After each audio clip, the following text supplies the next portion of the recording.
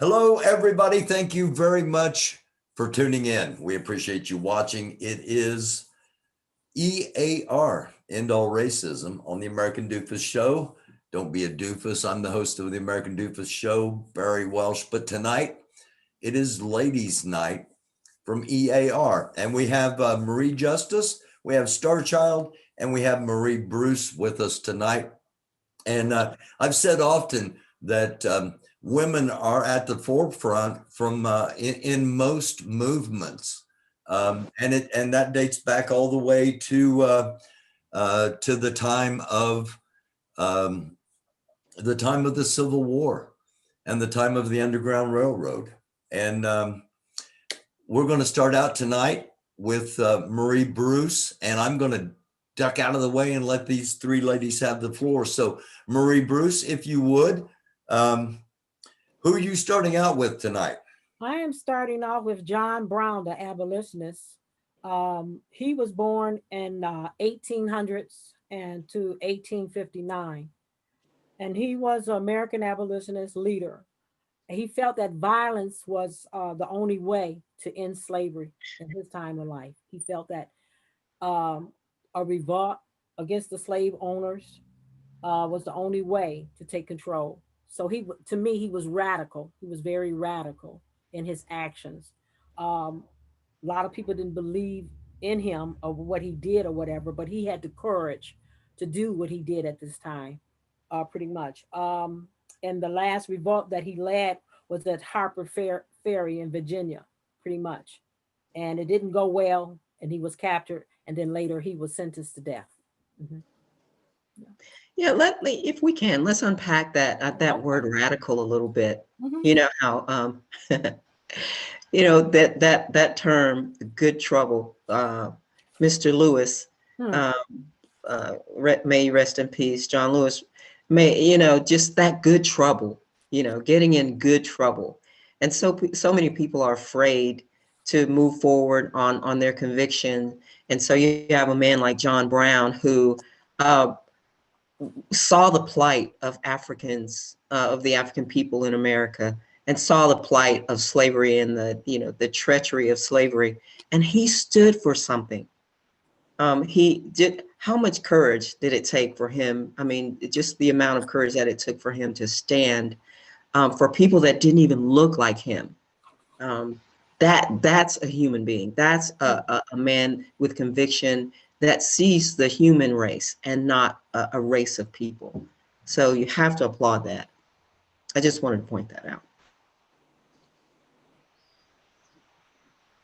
I agree. I definitely agree. It took a lot of courage for him to do what he did, and have we yet lived if we haven't gotten into some good trouble, right? So especially when it's about our fellow man. So Absolutely. You have those profiles in courage, if you will, throughout the 1700s and the 1800s, and some of them were global. Um, there's this miscalculation, I think, from a historical perspective, where that people think that, oh, we were just in slavery, and one, there were a lot of revolts, and then two, there were a lot of people that joined in the revolts that did not look like us. And so it gives you some level of hope in terms of how we see the plight of slavery and how we see the plight of ending all racism. Everybody is not on one side or the other. You have people that are very principled and that want to be a part of the human race. So that's always encouraging, I think. definitely for sure. And so, Ms. Justice, you had a couple of people that you really thought fit that profile of courage. Can you? Yes, yes. Actually, a couple of women that were involved in the movement in the 1800s. The first one that I want to talk about is Ellen Craft, which the more that I learn about her, I'm just I'm amazed. I'm amazed at her bravery. I'm amazed at how she laid down, you know, her life and her well-being for her, you know, fellow man after she actually had gotten to safety. So she and her husband were both American fugitives that were born and enslaved in Macon, Georgia. And what she did was she was the product of her mother was a slave, and her father apparently was the master or the plantation owner. And so she had very light skin. And so she was, you know, around the house and inside the house and stuff. But it ends up you know, they ended up giving her away to get her out of the house and stuff like that.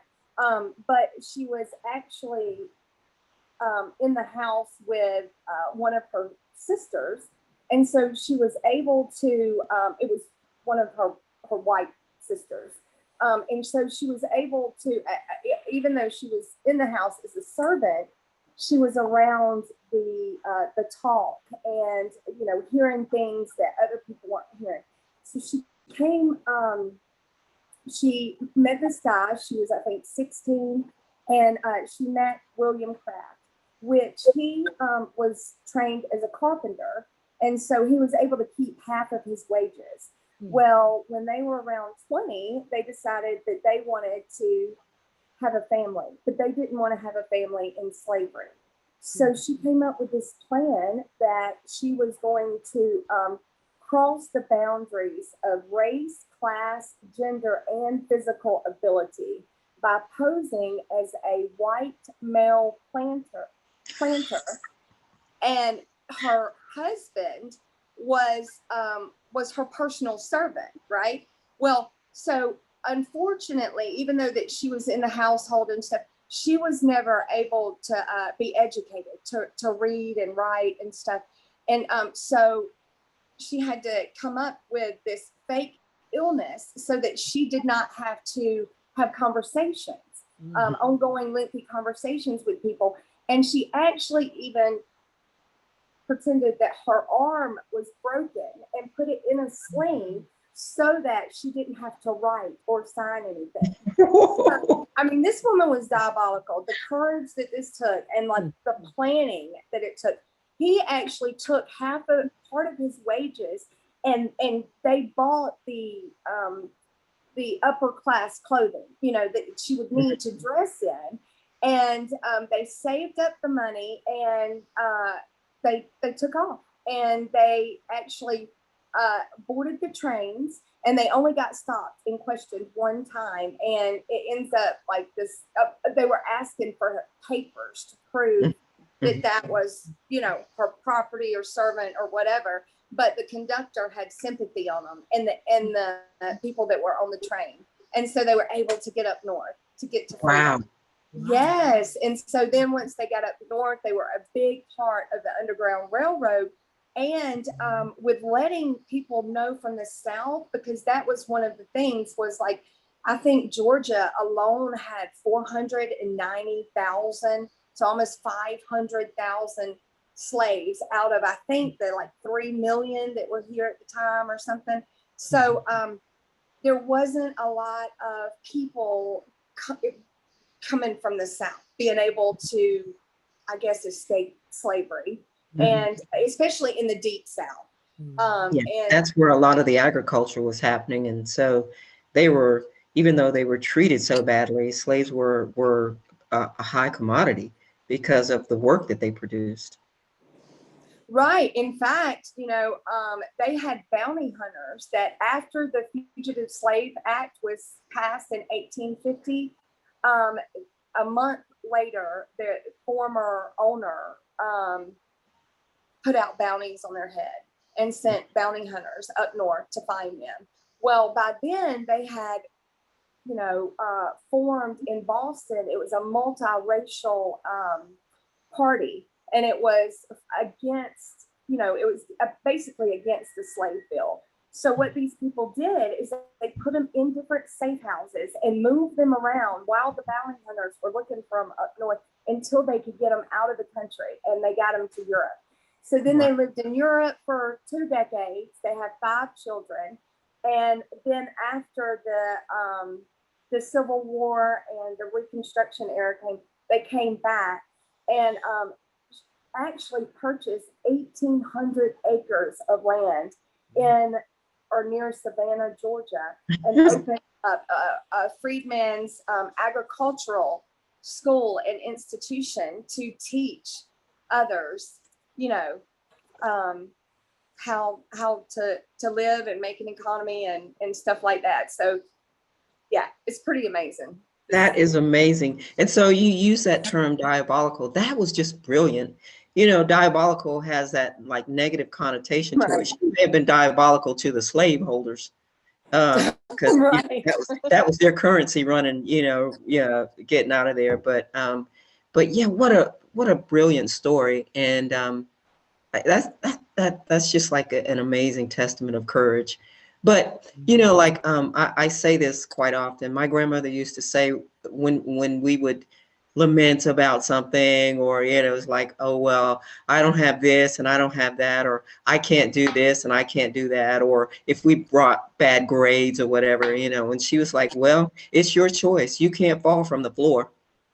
You know, so my courage would be if I'm at my lowest point, you know, and she was probably at her lowest point and saw there's something in her spirit led her to want to do something better and greater. And a part of that is no fear.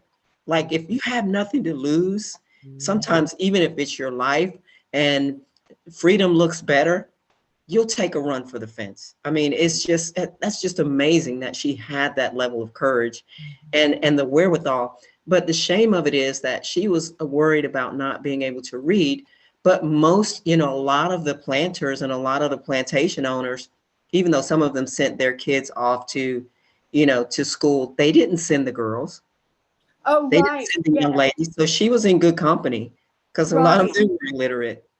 Right. Yeah. During that time, especially women weren't, it wasn't looked at as a necessity nor important for the women to be educated. And, that kind of leads to the next woman that was so courageous. And the thing about Ellen was, it was like, there was nothing, she had just made up her mind. So there was nothing that was going to get in the way. It's like, oh, well, this might come up.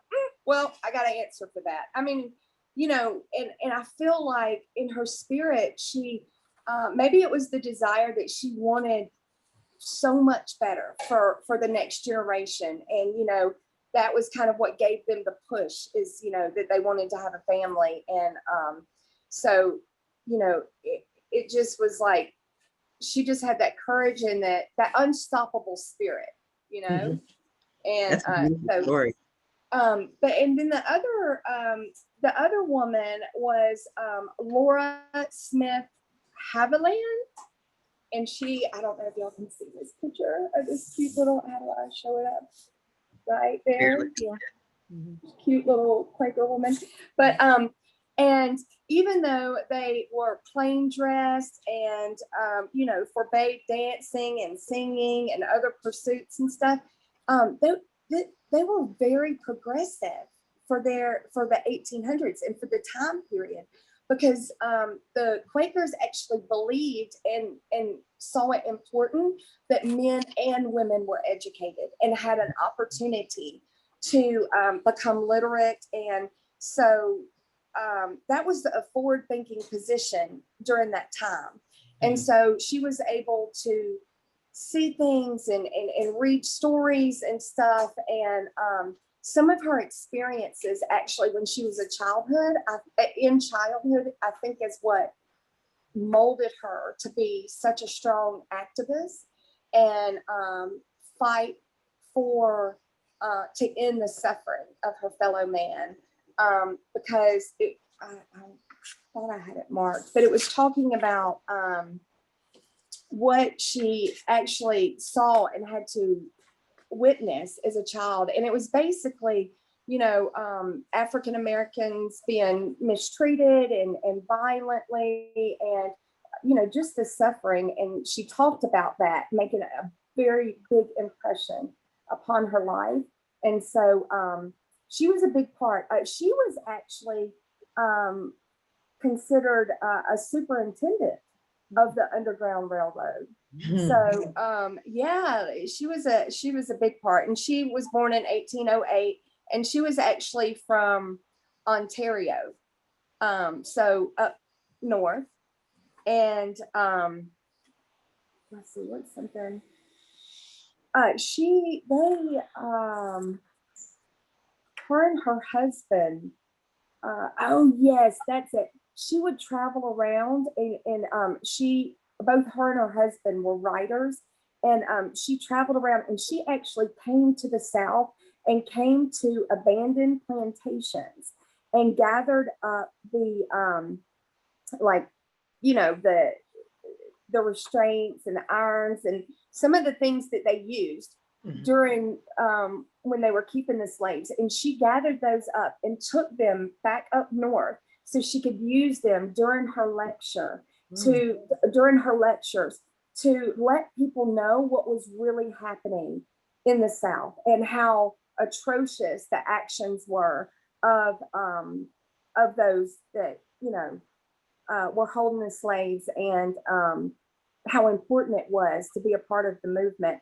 And she went to the hospitals and worked as a nurse. And so that's how she got to travel around and get all this different information and really see what the experience was for, groups of people at that time, and be able to take it back and tell them what was going on up north, and form these committees. And she got together with her little Quaker women, and they started sewing, and they would have like these bizarre kind of craft bazaars to raise money so that they would have money for the travels, and they would have money to go out and educate people about what was going on and get on board with using their courage basically to become a part of it. So it's got a lot of interesting tidbits. If you have a chance to look these people up, they're really interesting. But I think that we can all be, just encouraged by their courage and their bravery, and that that they saw during that time that it was a time to step up, and they felt a call to action. I think that they had deeper convictions of what was going on than what they were seeing in society and what they were being told. And they acted on those convictions. And that's what's so important. We have to do. That's pretty awesome. Let's talk about that Underground Railroad. I think sometimes people forget the level of networking and the level of craftiness, and almost having to be a spy if you were a part of that network. It's like you see a grid on an electrical grid, and you see points to points to points. For people, human beings, to come together and form those points of safety for something so important as abolition and getting slaves out of the South and into the North. I mean, how amazing is that? I think we forget sometimes how vast that network was. I want to jump in here. I want to jump in here for just a second on that note, because what makes it even more amazing is in almost every town, and here in Indiana, there are a lot of little towns. I grew up in a place called Spiceland, Indiana. It is a Quaker community. We had a stop on the Underground Railroad in the town. The key about all these little towns is what makes it even more amazing is not only were they networked with each other, but they kept the network secret even from some people in the town, because there were those that opposed it. I'm going to hop back out. Wow. I mean, to have that level of conviction and to not be able to, I just almost think people couldn't do it now, because everybody's got to be on social media. They have to be, and they have to clout chase and all this crazy stuff. And I'm not sure that we could do that now, because there's communication is so broad, and it has so many modems now. So But another thing too, I think people don't realize is that the Quakers were essential in educating a lot of the slaves. They did that in secrecy too. Some of them in different areas, they had schools for slaves that if it was a predominantly Quaker area, they would allow the slaves or freedmen to go to school and they would teach them. So the Quakers were essential in bringing, in realizing the humanity of the Africans that were here in America that were brought here for chattel slavery. Did you have something, Marie? Yes, I did. I want to just elaborate on what you just said and fearless. And I had to bring in Moses, as you know, Harriet Tubman. No one can leave her out. I mean, because she was so No. extraordinary in her time and how she led over 100 and some slaves to freedom. Even her family, she went back. She was so fearless when she even went back for her mama and her father to take them out of that bondage. And also, I don't know if anyone was aware of this, that Tubman, she met John Brown in 1858. She met him and she helped him plan the rescue for supporters for the raid on Harper Ferry. Now she didn't get caught or apprehended because she moved on after she played her hand and she moved on smoothly. Like I say, these people were clever. They were all born in the same timeline, and it was time for them to do what they had to do. They wasted no time. They took action, and that was it. That's right. And she was actually a spy. Yes, she was. Did you? Yeah, remember she was a spy for the. I mean, when you think about it, someone born in a time such as that had what people thought was little or nothing. People looked at her humanity as though it was nothing. To have that wherewithal and to have that mindset in the brain and the cunning that it took for her to be able to do some of the things that she was doing is just so amazing. It's so amazing. And I remind people when we talk about Harriet Tubman, be careful who you look down on. I always be cautious about who you look down on, because that therein could lie your savior. You just never know. And then another point, Marie Justice brought forward when she talked about the couple being on the train and having to produce their papers. I'm a numismatist, and so I collect currency from around the world, especially currency from southern states that have vignettes of that represent chattel slavery. I have notes from Virginia, from South Carolina, North Carolina, Mississippi, Georgia, and some of them are very very graphic, if you will, in terms of how slave masters would treat slaves. And so there's a friend of mine from Ohio, and he is a great guy. He travels the world.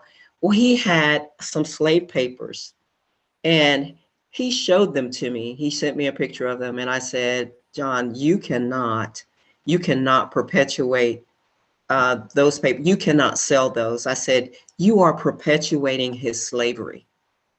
And I said, give them to me and I will take them to the National African American Museum of History and Culture. And I said, I will offer them up. And I said, and that way you can end that bondage. And he just he just looked at me and he said, I never thought about that. He said, I never even thought about it. And he handed them over, and I handed them over to the museum. So yeah, there's energy on that. There was energy on it. And I told him, I said, man, you can't continue to perpetuate this man's bondage. Right. Yeah. So yeah, those are great examples of courage. And certainly we cannot forget. And we can't forget Mother Moses in that stream of courage. So I actually wanted to, I think people forget about Harriet Beecher Stowe. She was actually, again, that profile in courage. She was born in the same timeline, like Marie pointed out, born in June 14th, I think 1811. She was like she was seventh of 9 children.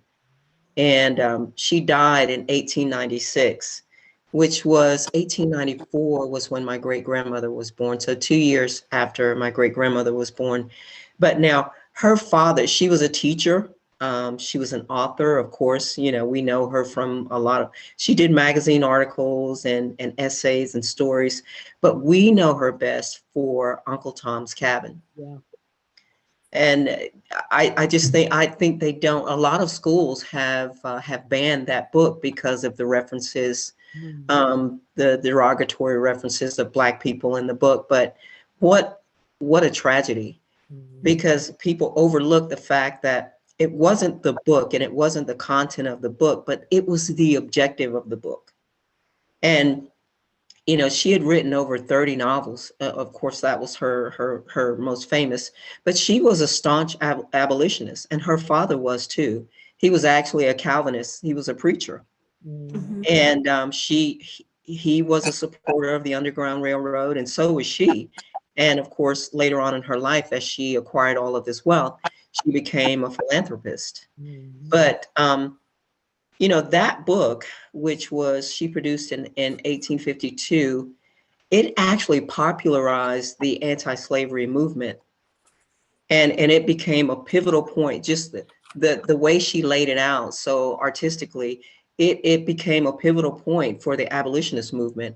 It made people in the North and in the South, I dare say, it made people look at the atrocities of slavery.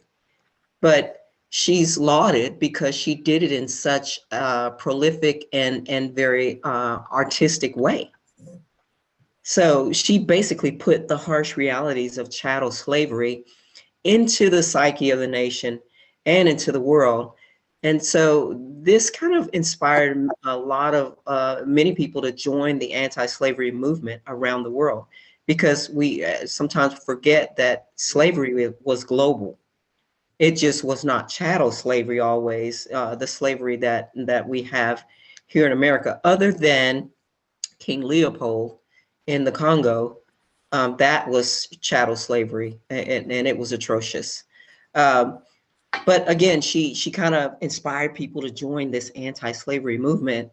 And this really just popped the heads off of Southerners, because again, there was so much money. I dare say the United States, because of slavery, became one of the richest nations in the world because they had all of this free labor.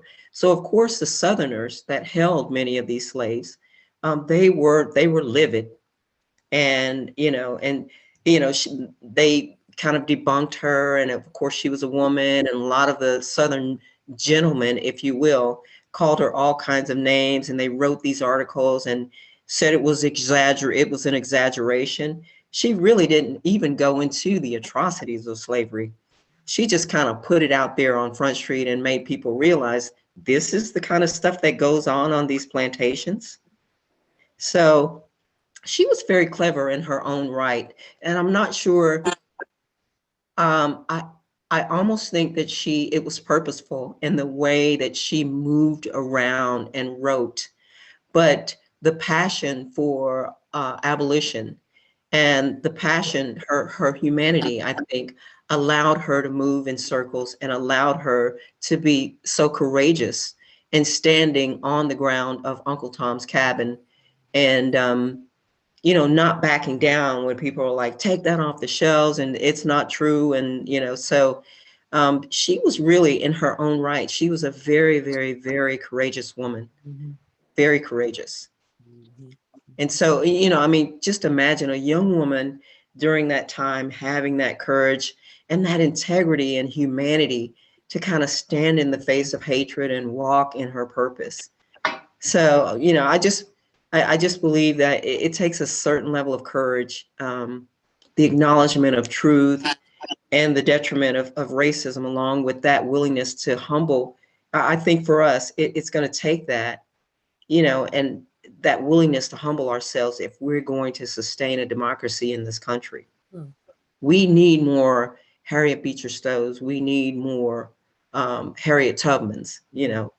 We need more of those people in the world if in this country, in the world, if we're gonna sustain ourselves as a human race. Did you were saying something, Marie?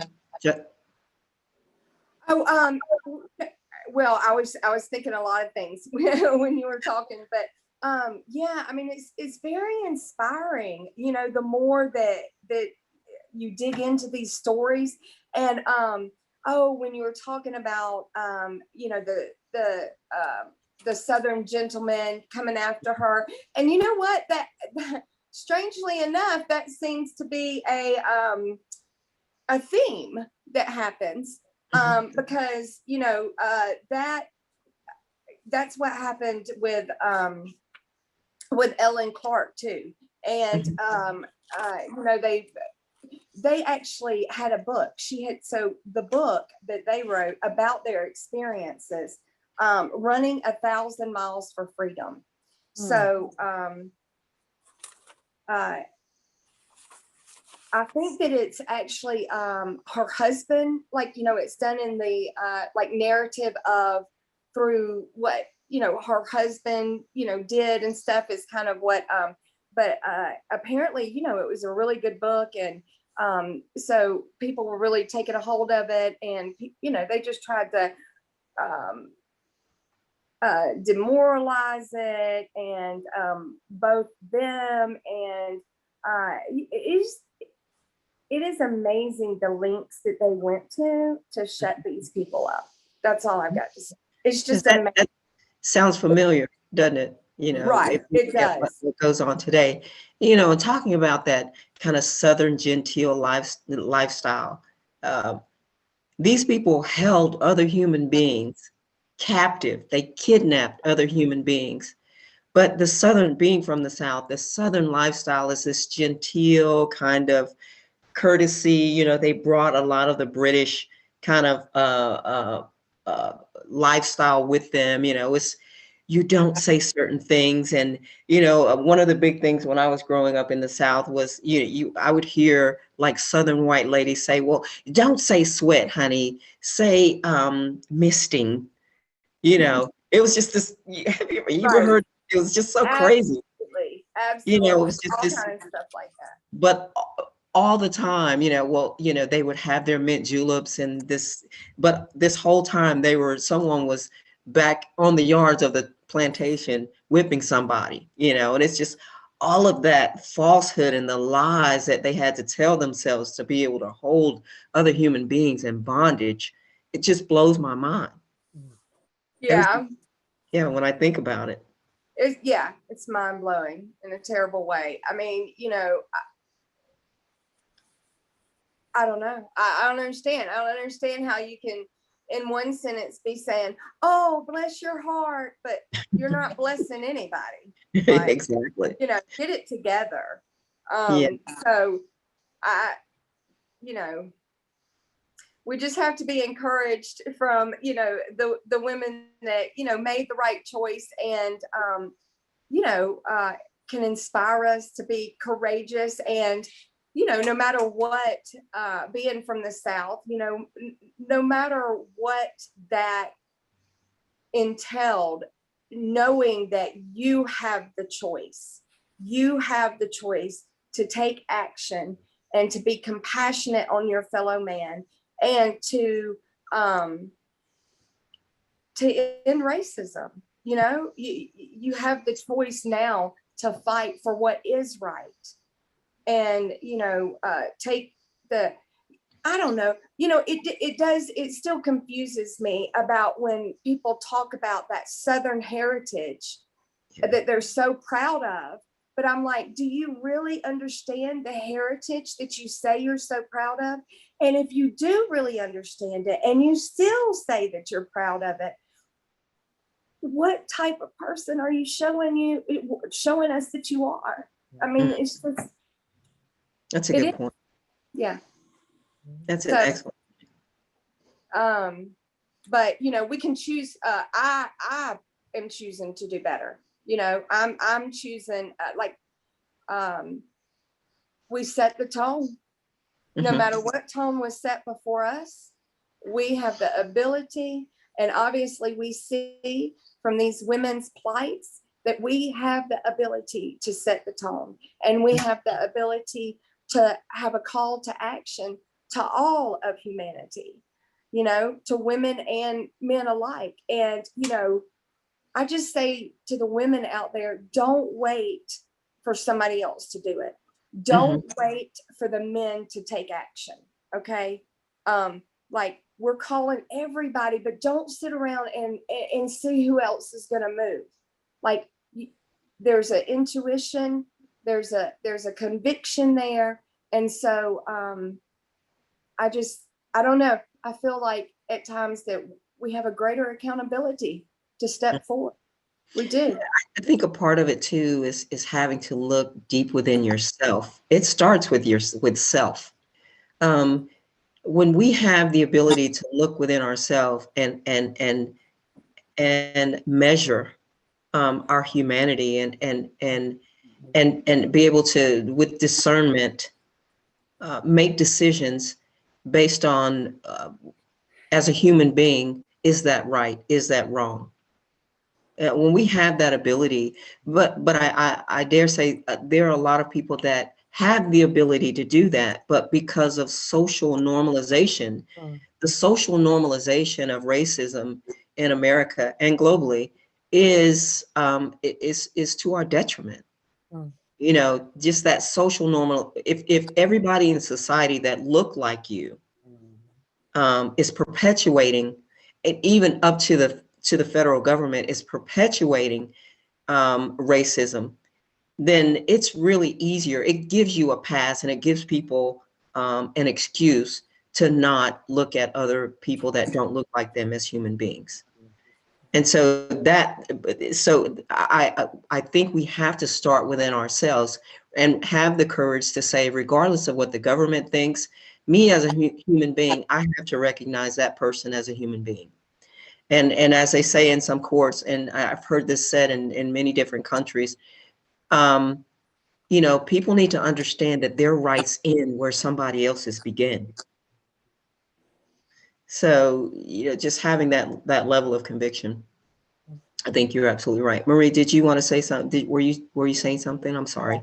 I just wanted to comment in as far as denial. You know, a lot of people are in denial today. The elephant is in the room. No one's seeing this elephant, but everybody knows that it's there. And as we reflect on those who took a stand, the abolitionists, they knew the elephant and they dealt with it. And we must do the same. We must come out in full force and begin to recognize these things and call these things what they are and say, no, enough is enough. In all racism. In it. Excellent point. Yeah, that's a really good point. That's a really good point. Absolutely. Yeah, and I think we can't talk about abolitionists unless we talk about Frederick Douglass, who is like one of my, sometimes when I think I don't want to do something, I think about his story and the stories of others. So he was born, I think, around 1818, and he died around February 20th, 1895. And of course, coming out of slavery, his mother, his lineage was Native American, European, and African. And, you know, just coming out of slavery, to come out of slavery at such a young age, or to become an American social reformer and an abolitionist, a brilliant orator, a writer, and a statesman. That says to people that look down on other people or that want to be racist, you're not so superior. If someone can start at the bottom of the pile, and meanwhile you're living your life and you're up here because of your white, you know, your white privilege, or to come out from like a phoenix and rise up out of that, how great a person does that have to be? And what would it take above and beyond that for you to see that person's humanity? Because remember, there were still a lot of people that hated Frederick Douglass in his older age. But his story is really fascinating. So he escaped from slavery, like in Maryland, and basically became a national leader of the abolitionist movement in Massachusetts and New York. And again, he was a very famous orator, and he had some very incisive anti-slavery writings that were used into the 20th century to speak about the plight of Africans in America.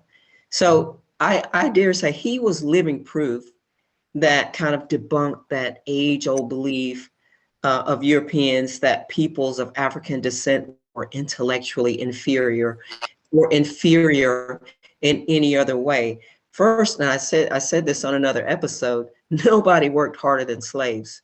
You had to be the best of the best to survive transatlantic travel in the bottom of a slave ship where there was disease and dysentery. You had to be the best to make it to the other side of the shore and be able to craft together some kind of life in all of that treachery.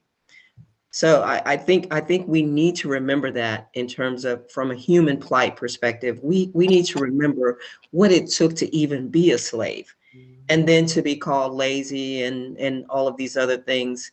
It's almost like gaslighting 101. So again, he was living proof, and I think he actually learned to read. His first family, or his first slave holder, was called AULD, the Auld family, or AOLD, or something. As a boy, he learned to read. The younger siblings of that family, I think, taught him to read. And so once the slave master, Mr. Auld, found out that he could read, he kind of hired him out. Another human being, he hired him out to another slaveholder called William Friedland. And so this guy was incensed by the fact, because Frederick Douglass had started teaching and preaching and teaching other slaves how to read in the church. And so once Friedland found out, he was incensed. And so he just said, well, I'll teach him a lesson and I'll send him off to the slave breaker, this guy, Edward Covey. And you see a lot written about Edward Covey, because his interaction with Edward Covey would shape the rest of his life. And so as the story goes, he was 16 and Covey was brutalizing him, and he was trying to break him. And Frederick Douglass had so much internal pride, and he just had the courage to stand up. And so one day he fought Covey. And they fought, as the story goes, they fought for like an hour and a half, and he beat Covey down. He wore him down. And so Covey never tried him again. He was 16 years old. And so that physical fight with Covey, as Frederick Douglass said, talks about in his autobiography, Narrative of the Life of Frederick Douglass, an American Slave, he said it was transformational for him. And he said it basically gave him the courage to stand up and to want to fight and to want to live, and to live in his mind and share in knowledge. And so he wrote in that first, because he wrote several autobiographies, I think. And in that particular autobiography, he said, you have seen how a man was made a slave. When he talks about Covey, he said, you shall see how a slave was made a man. He said the transformational part that day, that's what came to him. And he wrote that in his autobiography. He said, you've seen how a man was made a slave. You shall now see how a slave was made a man. And I just thought that was just so powerful. That's a person that has taken their soul back, basically. Right. Yeah. Right. So yes, he's one of my, in the interest of time, just one of my prolific heroes, in terms of courageousness and just I don't, just the ability to take that fear and flip it on its head, and then to share that with other human beings. That's the greatest part of his courage, to be able to share that with other human beings and not want them to have the same experience that he had in those treacherous times. I think that's the courage of all of them. Would you agree, Marie? I like that. Take your soul back. I mean, Yeah. I feel like that is so powerful. And I feel like that's really what we're asking people to do, really on multiple levels. Yes. Is take your soul back and have a choice, you know, make that choice that that you want to you know, there's still suffering. There's still suffering. There can't be denial that there's not still suffering out there. Mhm. And there's still atrocities, and there's such a system set up that that we're going to have people that are willing to take their soul back Mhm. to take this fight on, you know.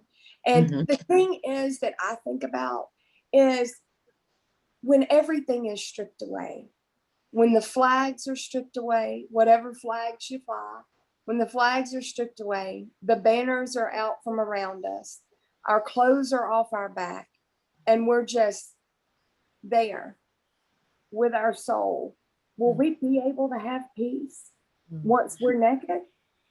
You know, because there'll come a day, I really believe that there'll come a day that that we'll experience that. And I want to be able to be right here, right? Because I feel like I have an accountability to and a deeper conviction than what goes on in society or what our government's doing and what they think right or is right or what they're trying to push down our throats or whatever. Like, sometimes you just have to make a decision of what matters to you and what doesn't, what information you're going to allow to flow into your home, into your head, and into your heart, and what information you're not. You know, tonight is good information. Please allow it to flow into your head and into your heart, and pray about it, think on it, and then take action. Take action. Don't sit by anymore. Do not, especially if you look like me, please do not be the one hiding in the corner, calling on a cell phone, talking about somebody doing this or somebody doing that, a little girl selling lemonade, or a black man over in the corner that's following you while you're walking your dog. Put the phones down. If you're not calling to make a call to end racism, put the telephone down and leave those people alone, please. Amen. Thank I you. love it. So what you've just described is courage. That is the core tenet of courage. Not being afraid to speak your mind and speak your heart. And when we talk about getting your soul back, we didn't come here hating another human being. Somebody Right. taught us to do that. Right. Absolutely. Somebody Absolutely. taught us how to do that. As So little take kids, or control. society taught us to do that. So you're absolutely right. It just warms my heart. I mean, I like courageousness. I like people that are courageous and that are fearless and that walk in conviction. And what you've just described, you just put your conviction on the line. I love it. Thank you so much for that. That is awesome. Because that's what it's going to take. That's what it's going to take. If we just had like 30 million more Marie Justices, Hey, we're working on it. We're working we might on have it. a chance. Bruce and Star Child, and yeah, we're working on that, right? We're getting to work. We might have a chance. So, and even if you don't want to put your courage on the line, go to our GoFundMe page and fund those of us that want to Absolutely. push the agenda of ending all racism. It is essential that we get this done. And I've said it. I may not see racism end in its totality in this lifetime, but I'm still encouraged that there are some people I've seen it on American Doofus. I won't call names, but I've seen young people change. I've seen change, like, and it was amazing. And so it encourages me to continue to move with EAR. So, Marie Right. Bruce, did you? Oh, go ahead, Marie Bruce. I think everything has been said pretty much. It's all wrapped up. There's nothing else to say. But, you know. Yeah. I just have a smile on my face right now because I think I'm so encouraged by courage and conviction. For Marie Bruce to be here, for Marie Justice to be here, and even Barry to have the courage to think that he can end all racism. You know, somebody had to do it. Somebody had to, for you to even take on that mission says a lot about even who you are as a human being and your courage. So we appreciate you. It's work. We know it's work, but we're here to do it. Thank you, ladies. I'm humbled. I'm honored to be working with all of you. And I don't think there's a lot left to be said. Go to the GoFundMe page. If you do nothing else, just go there and contribute, whatever, $5, $10, $20, whatever it is. It's going towards establishing a foundation of a movement and a movement to end all racism. And we may not get there. Dr. King knew he was not going to get to the mountaintop, but he knew the mountaintop was achievable. We may not be alive to see an end to racism, but that doesn't mean we can't start the journey, and the journey needs to be started. And you know what? If we grow big enough, maybe we can end all racism in our lifetime. I mean, why not try? Absolutely. All right. So- Thank you, ladies, for being on. Thank you. Always love it. Thank you all for watching. Again, go to the GoFundMe page. And ladies, will you tell them what I keep telling them? We are working on getting a membership system put together. We're working on getting t-shirts.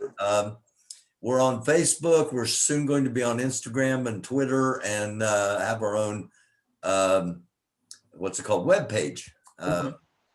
So all that, will you confirm all that's going on? Yes. All I can say is don't miss out. We're at the ground level right now, but once this thing takes off, you know, just make sure you're aboard in the train because it's going to be fast moving. So we encourage everyone to, you know, reach out and, you know, come on and talk about your stories and talk about, you know, let's have some honest dialogue about how we do this thing, about how we move forward and what our solutions are. Please, please, please. This is for everyone. All right. Thank you, ladies. Thank you all again for watching. We appreciate it.